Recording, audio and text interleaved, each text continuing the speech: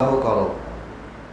আমরা যদি সহিহ বুখারী, সহিহ মুসলিম, তিরমিজি, নাসাই, ইবনে মাজা, আবু দাউদ, মিশকাত, বুলুগুল মারাম বিভিন্ন হাদিসের গ্রন্থ যদি আমরা খুলি, প্রত্যেকটা গ্রন্থেই আমরা দেখতে পাবো কিতাবুন নিকাহ বা বিবাহ অধ্যায় নামে একটা অধ্যায় আছে।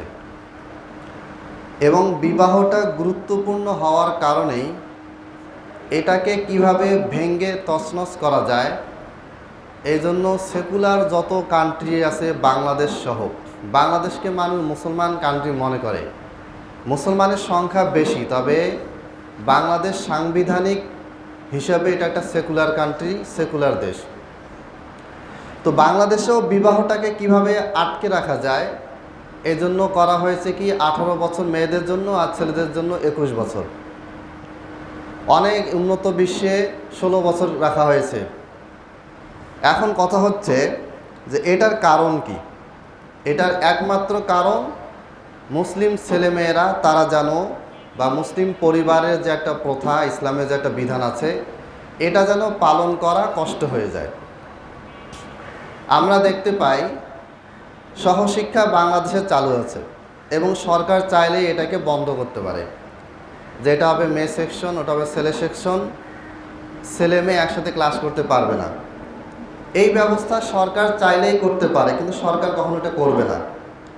শুধু করবে না তাই না, মাদ্রাসা, আলিয়া মাদ্রাসাগুলো পর্যন্ত সরকারি বেতনে চলে। এই প্রতিষ্ঠানগুলোও সহশিক্ষা দিয়ে চলে।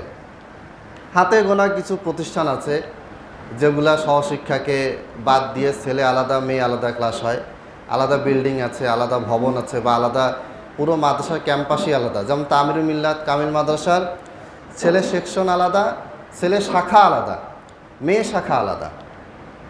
তো বিশ্ববিদ্যালয়ে সহশিক্ষা আছে, স্কুল কলেজে আছে, একবারে প্রাইমারি প্লে থেকে শুরু করে পিএইচডি পর্যন্ত।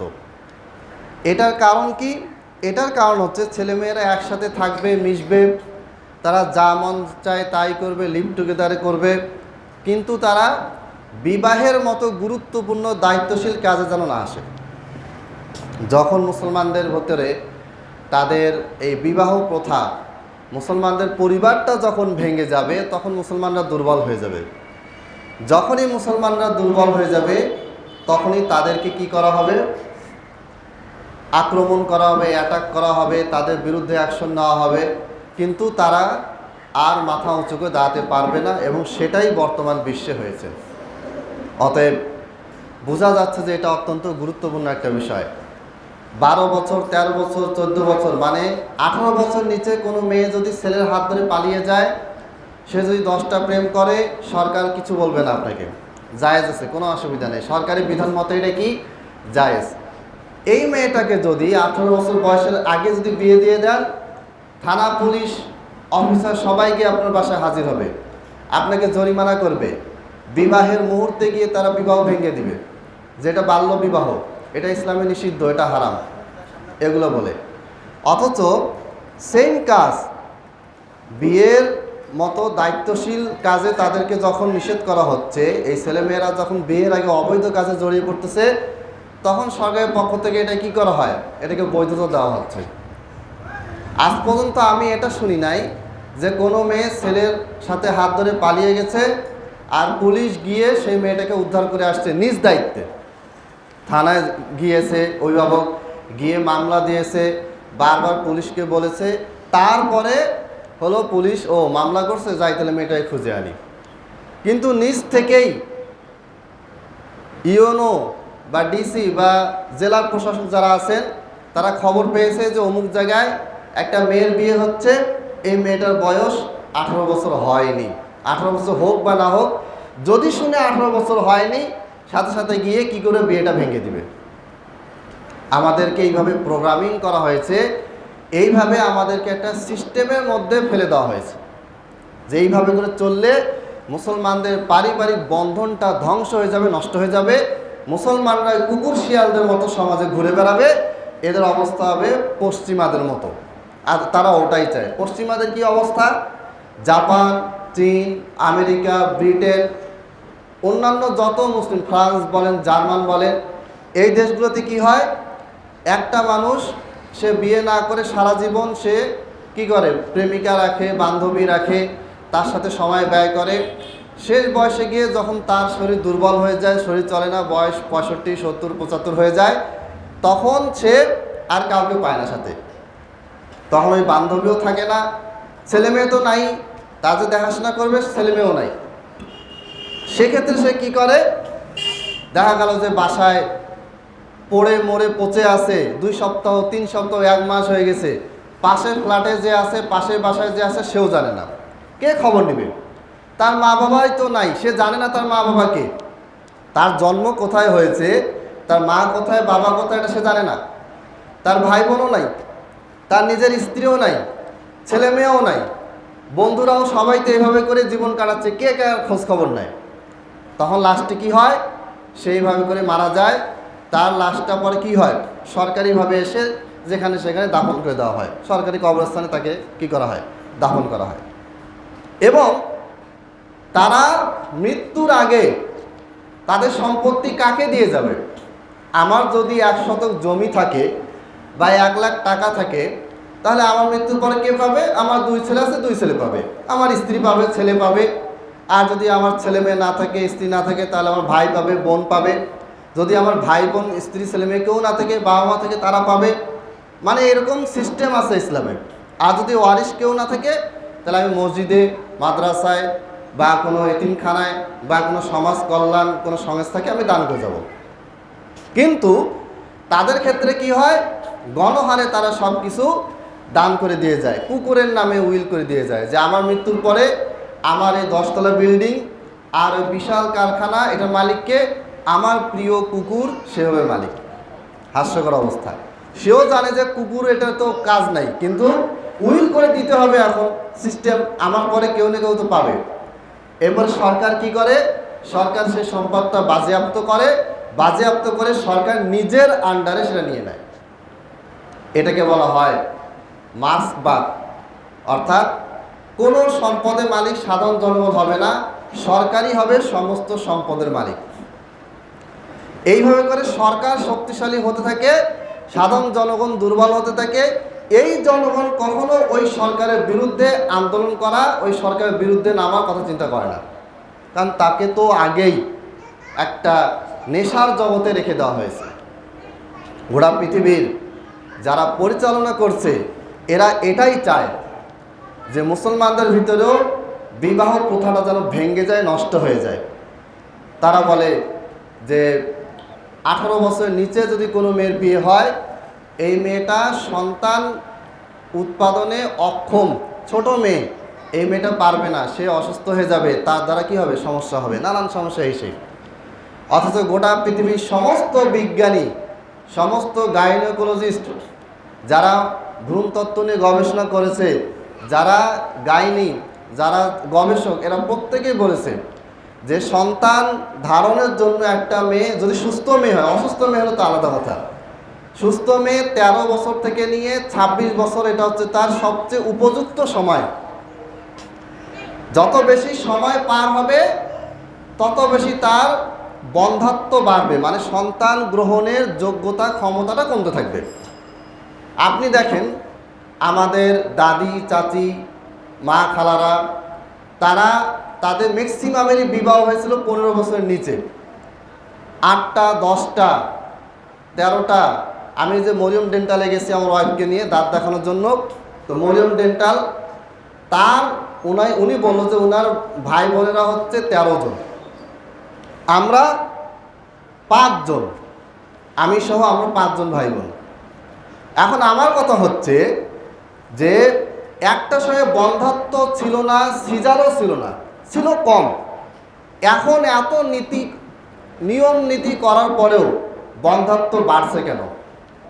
লক্ষ্মীপুরে রায়পুরে গেলাম, সেখানে এক ভাই যিনি দাওয়াত দিলেন, উনি বললেন যে উনি 13 বছর ধরে ঔষধ খাওয়া, বিভিন্ন চেষ্টা করা, প্রাকৃতিক খাবার সব কিছু খাওয়ার, সব কিছু চেষ্টা করার 13 বছর পরে ওনার একটা মেয়ে হয়েছে। এরপরে পরবর্তীতে তার আরও প্রায় 8 বছর পার হয়ে গেছে, আর কোনো সন্তান হয়নি। এই রকম অসংখ্য মানুষ আমরা দেখতে পাই যাদের সন্তান হয় না। তাহলে যদি 18 বছরের নিচে বিয়ে করলে সমস্যা যদি হয়, এখন তো 18 বছর পার হওয়ার পরেই বিয়ে বেশি হচ্ছে, 25 বছর একটা মেয়ের বিয়ে হচ্ছে, 30 বছরের বিয়ে হচ্ছে, তাহলে এখন এই প্রবলেমগুলো বাড়তেছে কেন? জনগণ বোঝে না। জনগণ মনে করে যে যেটা বোঝানো হচ্ছে ওটাই বুঝতে হবে, খালি কোরআন হাদিসে যেটা বোঝানো হচ্ছে এটা বাদ দিয়ে বাকি সব কিছু বুঝতে হবে। খেলা হচ্ছে, খেলা নিয়ে গবেষণা হবে, কোনো সমস্যা নেই, কিন্তু কোরআন হাদিসের বিধান নিয়ে গবেষণা হবে, এটা নিয়ে কোনো মাথা ব্যথা নেই। একটা এলাকায় যখন 16 বছরে 17 বছর একটা মেয়ের বিয়ে হয়, প্রশাসন এসে যখন বিয়েটা ভেঙ্গে দেয়, মুসলমান জনগণ তাকায় থাকে, এরা তাকায় দেখে, কিছু বলে না।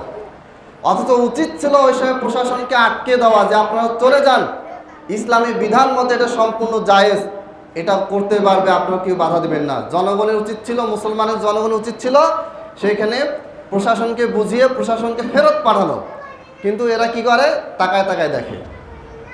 আমি এক মেয়ের বাবার কথা জানি।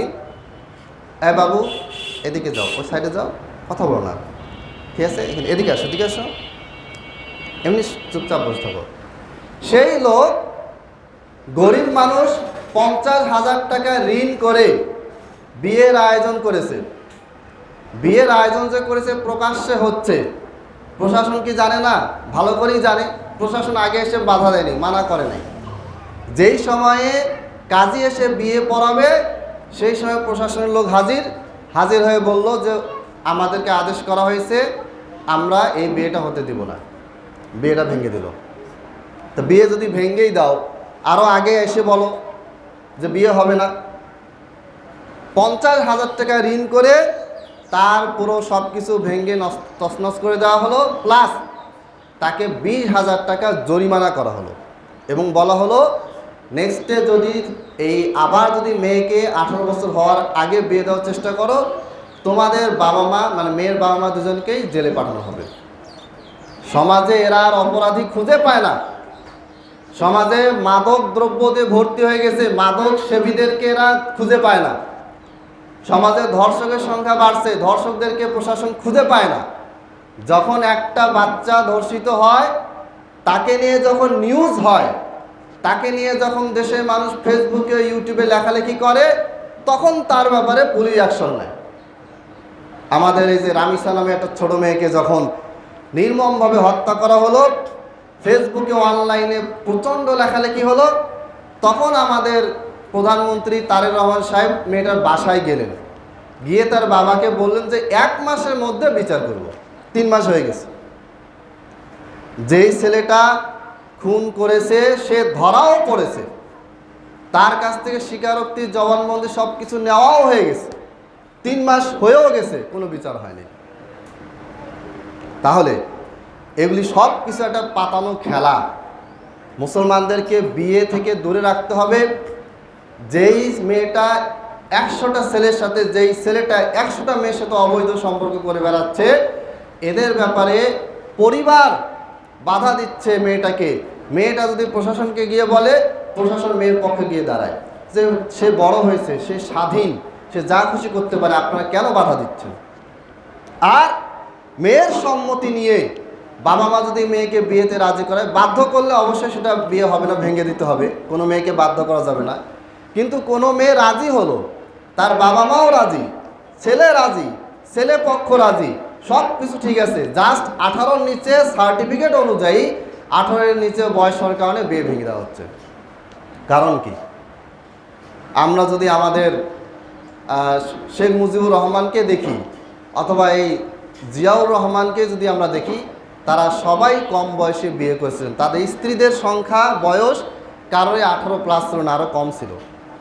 তাহলে বাংলাদেশের আইন অনুযায়ী কি তাদের বিবাহ অবৈধ ছিল? ওটাও বাদ দিলাম। আমাদের বিশ্বনবী মুহাম্মদ সাল্লাল্লাহু আলাইহি সাল্লাম, তিনি আয়েশা রাদিয়াল্লাহু তাআলা আনহাকে বিয়েছিলেন, তখন বয়স ছিল 6 বছর।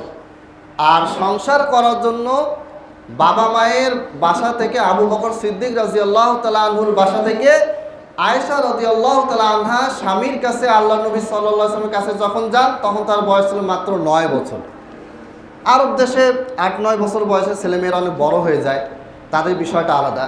কিন্তু আমার কথা হচ্ছে বাংলাদেশের আইন আমাদেরকে কি শিখাচ্ছে যে 18 বছরের নিচে একটা মেয়ে বিয়ে করলে সেটা হচ্ছে অবৈধ বিয়ে, সেটা দেশীয় সরকারি আইন অনুযায়ী কি অবৈধ বিয়ে। এইটা যদি আপনি আমি বিশ্বাস করি তাহলে আপনার আমার ঈমান থাকবে? বলেন ঈমান থাকবে? ঈমান থাকবে না। আমাদের বিশ্বনবী মুহাম্মদ সাল্লাল্লাহু আলাইহি ওয়াসাল্লামের স্ত্রী আয়েশা, তার মেয়ে ফাতিমাতুজ জাহরা রাদিয়াল্লাহু তাআলা আনহা এবং অন্যান্য কন্যাদের বিয়ে কারোরই 18 বছর পরে হয়নি, আগে হয়েছে। মুসলমান জানে না, আমরা জানি না যে আমাদের আদর্শ কে। বাংলাদেশের মন্ত্রী, বাংলাদেশের সংবিধান আমাদের আদর্শ নাকি মুহাম্মদ সাল্লাল্লাহু আলাইহি ওয়াসাল্লাম আমাদের আদর্শ, এইটাই আমরা জানি না। এই জন্য আল্লাহ তাআলা বিয়ের ব্যাপারে অসংখ্য আয়াত নাজিল করেছেন। আল্লাহ তাআলা বলেছেন যে বিয়েটা হচ্ছে শান্তির বার্তা নিয়ে আসে। বিয়ে মানে হচ্ছে আপনি শান্তিতে থাকবেন। এখানে শান্তি বলতে এই যে গোটা পৃথিবীতে যারা বেশি বেশি আত্মহত্যা করে এদের কিন্তু 99%ই অবিবাহিত। 1% বিয়ের পরে ঝামেলা হয়, বিয়ের পর বিভিন্ন সমস্যা হয়, সামলাতে না পারার কারণে একসময় হতাশ হয়ে আত্মহত্যা করে, এরকম আছে। কিন্তু 90 থেকে 99% যত মানুষ আত্মহত্যা করেছে এর ম্যাক্সিমামই অবিবাহিত। এদের কোনো ঘর নাই, এদের কোনো নির্দিষ্ট পরিবার নাই, এদের সন্তান নাই, এদের স্ত্রী নাই, এদের মা বাবা নাই, একটা পারিবারিক যে বন্ডিংটা এদের ভিতরে নাই। যা মন চায় করে বেড়াচ্ছে, ইচ্ছা মতো চলতে চলতে চলতে এক পর্যায়ে হতাশ। আপনি নায়কদেরকে দেখবেন, নায়িকাদেরকে দেখবেন, বড় বড় মডেলদেরকে দেখবেন, এদের টাকা পয়সার অভাব নাই। এরা 10 জনের সাথে বিছানায় শুচ্ছে, কোনো অসুবিধা নাই। 100 জনকে নিয়ে 100টা হোটেলে ঘুরে বেড়াচ্ছে, সব কিছু তারা করতে পারতেছে। যেটা চাওয়ার দরকার চায় তারা সেটাই পাচ্ছে। তারপরও 25 বছর বয়সে, 30 বছর বয়সে, 35 বছর বয়সে, 22 বছর বয়সে আত্মহত্যা করে বসে আছে। কারণ আসল যে মানসিক শান্তি এটা তাদের ভিতরে নেই। কিন্তু আপনি যখন একটা দায়িত্বশীল পুরুষ হবেন, আপনার সন্তান আছে, আপনার স্ত্রী আছে, তখন আপনি যে কোনো কাজ করার আগে 100 বার ভাববেন, তারপর করবেন। মন চাচ্ছে চাকরিটা ছেড়ে দেই, মন চাচ্ছে ব্যবসা বাণিজ্য বাদ দেই, কিন্তু আপনি নিজের সন্তানের দিকে তাকায় কি করবেন? কাজটা করবেন? করবেন না, আমাকে এটা করতে হবে। 5 বছর 10 বছর যাওয়ার পর দেখলেন যে না, ওই সময় চাকরিটা যদি ছাড়তাম, ব্যবসা যদি ছেড়ে দিতাম, তাহলে লাফাঙ্গার মতো ঘুরে বেড়াতাম আর নেশাখর হয়ে যেতাম, এতদিন আমি ধ্বংস হয়ে যেতাম। কিন্তু ওই পরিবারের দিকে তাকায় যে কাজটা আমি করলাম, চাকরি করলাম, ব্যবসা করলাম, যা কাজ ছিল, আমার পেশা ছিল, রুটি রোজগারের জন্য যেটা করা দরকার, এটা করার কারণে 10 বছর পরে আজকে আমি সমাজে প্রতিষ্ঠিত, আমি এখন নিজ পায়ে চলতে পারি, কোনো সমস্যা হয় না। কিন্তু আপনার যদি সন্তান না থাকে, পরিবার না থাকে, আপনার যদি কোনো পিছু টান না থাকে, পিছন থেকে কেউ যদি আপনাকে রশি দিয়ে না টানে, তাহলে আপনি তো সামনে যাইতে থাকবেন, যেতে যেতে যে খাদে পড়ে যাবেন। অতএব আল্লাহ তাআলা কোরআনে কেন বলেছেন বিবাহটা শান্তি নিয়ে আসে? যে তোমাদের জন্য তোমাদের স্পাউস, স্ত্রী বা স্বামীকে সৃষ্টি করা হয়েছে যেন তুমি সুখে শান্তিতে থাকো। এর ব্যতিক্রম হয়, আমাদের চরিত্র খারাপ হওয়ার কারণে অনেক সময় স্বামী স্ত্রীর ঝামেলা হয়, এটা আমাদের প্রবলেম। কিন্তু মূলত বিবাহটা হচ্ছে কি, মানুষকে সুখে শান্তিতে রাখে। এরপরে ডাক্তাররা বলছেন, এগুলো রিসার্চ পেপার সব পড়েছি, এখানে রেফারেন্স দিতে গেলে সময় নষ্ট, আপনারা চাইলেও খুঁজে পাবেন, না পাইলে আমাকে মেসেজ করলে আমি দিয়ে দিব। যেই পুরুষ বা যেই নারী যতদিন পর্যন্ত সে রেগুলার শারীরিক রিলেশনে যাবে না, ততদিন পর্যন্ত তার শারীরিক কন্ডিশন আস্তে আস্তে খারাপ হবে। একটা পুরুষ, সে যদি তার স্ত্রী থাকে আর সে যদি রেগুলার তার স্ত্রীর সাথে ঘনিষ্ঠ হয়, ভালোভাবে তার সাথে মিশে, এটা তার হার্টকে সুস্থ রাখে, তার ব্রেনকে সুস্থ রাখে, তার মনকে ফ্রেশ রাখে, তার শরীরকে রিল্যাক্স রাখে। আপনি দেখেন কথাগুলো বাস্তব। আমাদের বাপদাদারা তাদের সময়ে যে পরিমাণ সুস্থতা ছিল, আমাদের ভিতরে এই পরিমাণ সুস্থতা নাই। আমি এ পর্যন্ত প্রত্যেক দিন 8 থেকে 10টা তালাকের মাসলা পাই, 5টা 7টা 10টা 12টা। তো যারা প্রশ্ন করে, এক ভাই ভালো চাকরি বাকরি করে, ব্যবসাও করে, টাকা পয়সা অভাব নেই, ঢাকায় বাসাও আছে, উনি বললেন যে আমার স্ত্রীর সাথে আমার বিয়ের মাত্র 6 মাসের ভিতরে ডিভোর্স হয়ে গেছে। আমি বললাম যে আপনার স্ত্রী কী সমস্যা? বলে যে আমার স্ত্রীর কোনোই সমস্যা নেই, খুবই ভালো মানুষ। বলছে আপনার কি সমস্যা? বলে যে আমারও সমস্যা নেই, আমি তার সাথে কোনো খারাপ ব্যবহার করি না, আমরা মিলেমিশে থাকি, কিন্তু বিয়েটা ভেঙে গেছে। আমি বললাম যে আপনি বিয়ে করেছেন কয় বছর বয়সে? বলে যে ভাই বিয়ের সময় সার্টিফিকেট অনুযায়ী আমার বয়স ছিল 38 বছর। আর আপনার ওয়াইফের বয়স কত ছিল? আমার ওয়াইফের বয়স ছিল তখন সার্টিফিকেট অনুযায়ী 19 বছর, কিন্তু রিয়েল বয়স ছিল 21 বছর। আমি বললাম যে সমস্যাটা কোথায়? সমস্যাটা হচ্ছে যে আমাদের বিয়ের 8 বছর হয়ে গেছে, কোনো সন্তান হয় না। আমিও চাই সন্তান হোক, আমার ওয়াইফও চাই সন্তান হোক। আর সামাজিক একটা সাধারণ একটা নিয়ম চালু আছে যে বাচ্চা হয় না মানে স্ত্রীর দোষ। কিন্তু এখনকার ডাক্তাররা বলছে যে বাচ্চা হয় না মানে 80% দোষ থাকে হচ্ছে স্বামীর। স্বামীর দোষ কিভাবে হয়? একটা ছেলে যখন দীর্ঘদিন ধরে বয়স বাড়তেছে, সে যখন তার স্ত্রীর সাথে শারীরিক সম্পর্কে যায় না, তার শরীরের ভেতরটা আস্তে আস্তে শুকিয়ে গিয়ে তার টেস্টোস্টেরন হরমোন, যেটা আপনার সেক্সুয়াল শক্তিটাকে বৃদ্ধি করে, ওই জিনিসটা আস্তে আস্তে নষ্ট হয়ে যায়। এই লোকটা সারাটা জীবনে 38 বছর বয়স পর্যন্ত কী করছে?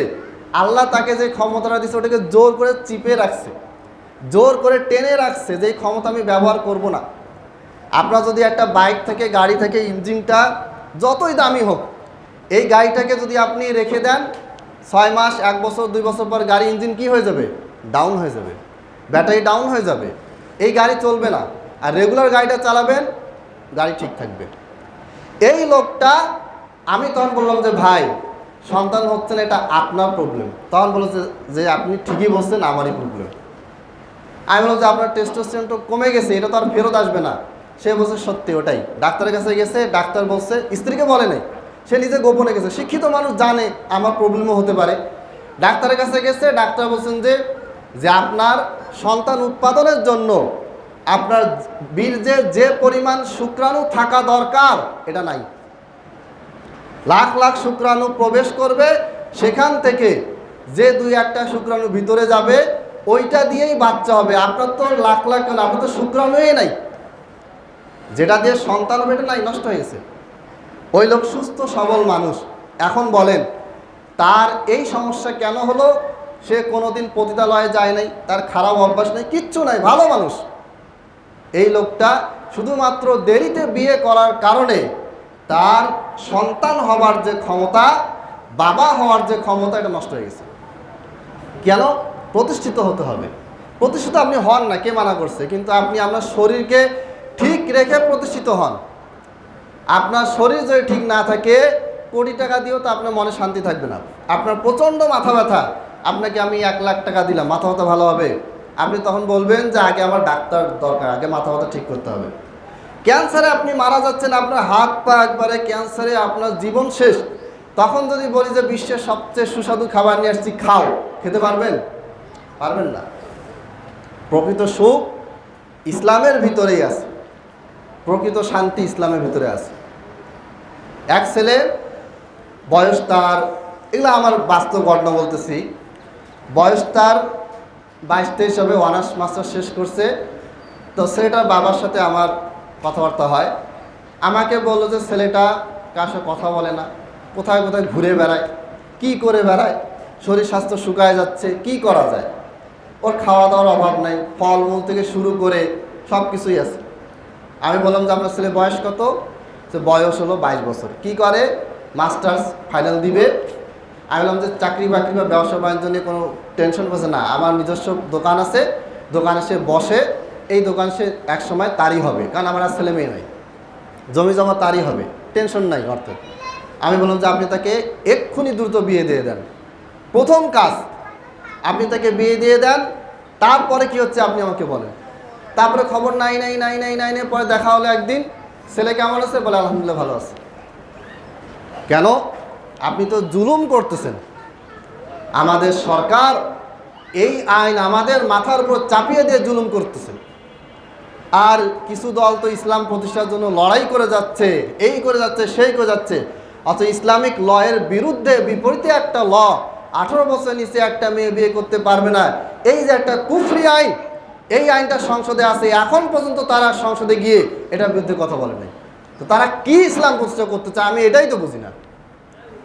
গাইবান্ধায় রাম মন্দির হলে 144টা মূর্তি হয়েছে, 21 ফিট, 53 ফিট, 81 ফিট, এইরকম বিশাল বিশাল মূর্তি হয়ে আছে। এগুলোর বিপক্ষে সংসদে এখনো ইসলামী দলগুলা জোরালো কোনো কথা বলল না। অতএব এই যে আমাদেরকে মুসলিম পারিবারিক যে একটা বন্ডিং, পারিবারিক যে একটা বন্ধন, এইখান থেকে আমাদেরকে একটা সুকৌশলে দূরে রাখা হয়েছে। এটা আপনাকে আমাকে ভাঙতে হবে। কোনো এলাকায় যদি কোনো মুসলমান মেয়ের যদি বিয়ে হয় 15-16 বছর বয়সে, আর প্রশাসন গিয়ে যদি বাধা দেয়, এলাকাবাসী সবাইকে সেখানে রুখে দাঁড়ান, প্রশাসনকে অনুরোধ করেন যে আপনারা চলে যান, ইসলামিক মতে আমাদের বিয়ে ঠিক আছে, আপনারা বাধা দিয়েন না। জনগণ কী করবে? মুসলমান জনগণই তো বোকা মতো তাকায় থাকে। এই মেয়ে যদি পালায় যায়, বিয়েটা ভেঙে দেওয়ার পরের দিনে যদি মেয়েটা যদি পালায়ও যায়, তখন প্রশাসন আসে আর আপনাকে কোনো কি করবে না, বলবে না নিজ থেকে যে মেয়েটাকে আমি খুঁজে আনি দেবো, ওই কথাই বলবে না। আপনি মামলা দিবেন, বলবেন, মামলা নিতে নিতে রেজিস্ট্রি হতে হতে নাই শেষ, টাইম পার হয়ে গেছে, 2 মাস 3 মাস চলে যাবে, মেয়ের কোনো খোঁজ পাওয়া যাবে না। অতএব এগুলি সব সুকৌশলে আমাদেরকে একটা ফাঁদে ফেলে দেওয়া হয়েছে। আর আমরাও মনে করি এইভাবেই মনে হয় চলবে, প্রতিষ্ঠিত হতে হবে, প্রতিষ্ঠিত হতে হবে, প্রতিষ্ঠিত হতে হতে 30 বছর, একটা মেয়ের এখন বিয়ে হয় 28 বছর 30 বছর বয়সে। এই বয়সে যেতে যেতে এখন তার ম্যাক্সিমাম বিয়ের পরে স্বামী স্ত্রীর ভিতরে অনেকগুলো কারণে ডিভোর্স হয়। বর্তমানে যে কয়টা কারণে ডিভোর্স বেশি হচ্ছে, তার মধ্যে একটা হচ্ছে সন্তান হয় না। মেয়ের সন্তান হয় না, বিয়ে হয়েছে 28 বছর 30 বছর বয়সে, এই মেয়েটার সন্তান হয় না। শ্বশুর শাশুড়ি বলে যে এত বড় হয়ে গেছে, বয়স 30 পার হয়ে যাচ্ছে, সন্তান হয় না, তাহলে আর কবে হবে? স্ত্রী স্বামীকে বলতেছে তোমার আমার বিয়েই হলো কেবল 1 বছর, এত তাড়াহুড়া কেন? বাস এই যে গ্যাঞ্জাম, তোমার মা বাবা আমাকে খারাপ কথা বলতেছে, আমার বাচ্চা হচ্ছে না, আমার সম্মুখে আজেবাজে কথা বলতেছে, তোমার আত্মীয় স্বজন সবাই আসেন দুনিয়ার কথাবার্তা বলে, আমার বান্ধবীদেরকে দেখি 20 বছর 22 বছর বিয়ে হয়েছে, তাদের কোলে বাচ্চা, আমার বাচ্চা নেই, আমার খারাপ লাগে, আবার তোমার বাবা মা আসে আমাকে খোটা দেয়, বাস এই শুরু হলো ঝগড়া, হইতে হইতে ডিভোর্স। আর ডিভোর্স হতে সময় লাগে না, মেয়েও চাকরি করে, ছেলেও চাকরি করে, মেয়ে কেন ছেলের কথায় অপেক্ষা করবে? করে না অপেক্ষা, চলে যায়। তাহলে বিবাহ প্রথাটা ভেঙে যাবে, মুসলিমদের পারিবারিক বন্ধন এটা ভেঙে নষ্ট তছনছ হয়ে যাবে। এটাই ছিল পশ্চিমাদের একটা টার্গেট, এটাই ছিল সেকুলার শিক্ষা ব্যবস্থার টার্গেট। সেই টার্গেটটা সফল হয়েছে, আমরা ব্যর্থ হয়েছি, বিফল হয়েছি। সম্মানিত উপস্থিতি, বিয়ে সম্পর্কে আমাদের অনেকগুলি বিধান আছে, অনেকগুলি বিষয় আছে, এগুলো সব কিছু সংক্ষেপে আমি একটা বইয়ে লিখছি, অনেক আগে 22 সালে বইটা বের হয়েছিল, এক নজরে বিবাহ এবং তালাক। এখানে এই বিষয়গুলো আলোচনা করা আছে, এবং বিয়ে করতে গিয়ে আমরা কি কি কুফরি কাজ করি, হারাম কাজ করি, ভুল কাজ করি, যেটার কারণে বিয়েটা সুন্নাহ মোতাবেক হয় না, সেটাও ওখানে আলোচনা করা আছে। যেমন একটা উদাহরণ দেই, বিয়ে হবে হচ্ছে আগামীকাল রাতে বা দুপুরে, আর আজকে থেকে শুরু হয়েছে মাইক ঢোল তবলা বাজানো, হিন্দি গান বাংলা গান, একটা পুরা এলাকা গানের আওয়াজের চোটে ঘুমাতে পারে না। ওই বাড়িটা কিসের বাড়ি? মুসলিম বাড়ি, মুসলমানদের বাড়ি, হিন্দু বা খ্রিস্টানের না। এখন বিয়ের পরে যে আপনি দোয়া করতেছেন, রব্বানা হাবলানা মিন আজওয়াজিনা ওয়া যুররিয়াতিনা কুররাতা আয়ুন, হে আল্লাহ আপনি আমাকে এমন সন্তান দান করুন, এমন স্ত্রী দান করুন যারা হবে আমার চক্ষু শীতলকারী, যাদের আচরণ কথাবার্তায় আমার মনটা শান্ত হবে, তারা নামাজি হবে, মুত্তাকি হবে, পরেজগার হবে, সব কিছু হবে, এটা আমি দোয়া করতেছি। আর বিয়ের সময় কি করলাম? গান বাজনা দিয়ে হারাম কাজ দিয়ে বিয়েটা করলাম। বলেন আমার দোয়া কে নষ্ট করলো? আমি নষ্ট করলাম না আল্লাহ নষ্ট করলো? আমার দোয়ার রহমত বরকত কি করলাম? আমি নষ্ট করে দিলাম। আবার বলছে আল্লাহ এত চাই, তুই তো আমার দোয়া শুনিন না কেন? সবারই দোয়া শুনিন, মোটটা কেন শুনিন না? এই যে এটাও একটা বেয়াদবি, আল্লাহর সাথে কথাবার্তা বলা। যাই হোক, আল্লাহ তাআলা আমাদেরকে বোঝার তৌফিক দান করুন, আমিন। ওয়া আখিরু দাওয়ানা আনিল হামদুলিল্লাহি রাব্বিল আলামিন।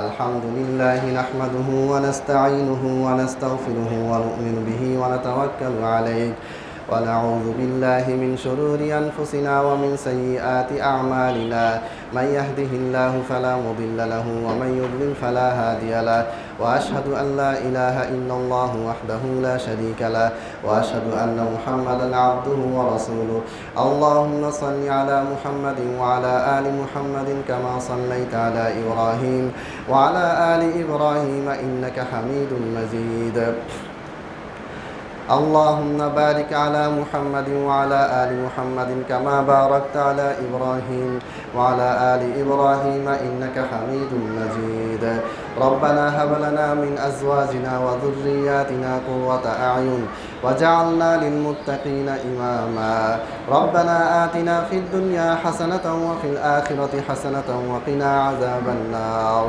ربنا ظلمنا أنفسنا وإن لم تغفر لنا وترحمنا لنكونن من الخاسرين একটা গুরুত্বপূর্ণ প্রশ্নের উত্তর দিতে একজন অনুরোধ করেছিল অনলাইনে খুতবার মাধ্যমে, ওটা দিয়ে যাই। সেটা হচ্ছে যে বর্তমানে এআই জেনারেটেড পিকচার, মানে আপনার ছবি যেটা আছে নর্মাল ছবি, এই ছবিটা যদি আপনি চ্যাট জিপিটিকে দেন, জেমিনিকে দেন, কপিলটকে দেন, ডিপসিককে দেন যে আমার ছবিটা সুন্দর করে সাজিয়ে দেন, সে আপনার ছবিটা সুন্দর করে সাজাই দিবে। আপনি 60 বছরের বুড়া হয়ে যাবেন 20 বছরের বালক। এখন ইসলামে আমি জানি যে কালো কলম করা হারাম, নিষিদ্ধ। কেন? কালো কলম করলে বয়স কম দেখায়, ধোঁকাবাজি হয়। বর্তমানে বিয়েতে এটা হয় যে ছেলেরা কালো কলম লাগায়, অল্প বয়সে দেখায়, বিয়ে করে, বিয়ের পরের দিনে যখন কলমটা শেষ হয়ে যায় বয়স তার 5 বছর 10 বছর বেশি দেখা যায়, বা স্বামী স্ত্রী মনোমালিন্য। তো ইসলামে এটা ধোঁকাবাজি, এটা নিষিদ্ধ। আপনি নর্মাল পিকচার যখন মোবাইলে তুলেন আপনার সাধারণ ছবিটা আসে, এটা জায়েজ আছে, এটা নিয়ে আলেমদের ইখতিলাফ তেমন একটা নেই। কিন্তু সমস্ত আলেম একমত আর দুকাউল ইস্তিনাই, অর্থাৎ এআই জেনারেটেড যে পিকচারটা যেটা আপনি মোবাইলে তুললেন, তোলার পরে আপনি এআইকে দিলেন, এআই কী করলো আপনাকে সুন্দর করে আপনাকে কম বয়সী হিসেবে উপস্থাপন করলো, এটাতে মানুষকে ধোঁকা দেওয়া হয়, এটা ইসলামে হারাম, নিষিদ্ধ। 2023 সালে যখন এআই দিয়ে কেবল গোটা পৃথিবীতে এই কাজগুলো শুরু হচ্ছে, সেই সময় সৌদি আরবের ফতোয়া একটা ওয়েবসাইট আছে ইসলাম কিউ, শেখ সালে আল মুনাজ্জিদ হাফিজাহুল্লাহ, তিনি তখনই এই ফতোয়াটা দিয়ে দিয়েছেন এবং আরব সহ ভারত পাকিস্তানে অসংখ্য আলেম এই ফতোয়াটা দিয়ে দিয়েছে যে সাধারণ ক্যামেরায় তোলা ছবি এটা তো জায়েজ আছে, কিন্তু এই ছবিটাকে এআই দিয়ে এটাকে আরও চাকচিক্যময় করা, এটাকে আরও সৌন্দর্য করা, এটাতে বয়স কমিয়ে দেওয়া, এই সব কিছুকে ইসলামে হারাম, নিষিদ্ধ। কারণ এটা ধোঁকাবাজি, প্রতারণার মধ্যে পড়ে। আর আল্লাহ নবী সাল্লাল্লাহু আলাইহি ওয়াসাল্লাম বলেছেন মান গশ্শা ফালাইসা মিন্না, যে ধোঁকাবাজি করলো সে আমাদের অন্তর্ভুক্ত নয়, মানে সে প্রকৃত মুসলিম নয়। তাহলে এই বিষয়গুলি আমরা খেয়াল করব। ইন্নাল্লাহা ইয়া'মুরু বিল আদলি ওয়াল ইহসান ওয়া ইতা'i যিল কুরবা ওয়া ইয়ানহা আনিল ফাহশাই ওয়াল মুনকারি ওয়াল বাগই ইয়া'iযুকুম লা'আল্লাকুম তাযাক্কারুন ফাযকুরুনি আযকুরকুম ওয়াশকুরু লি।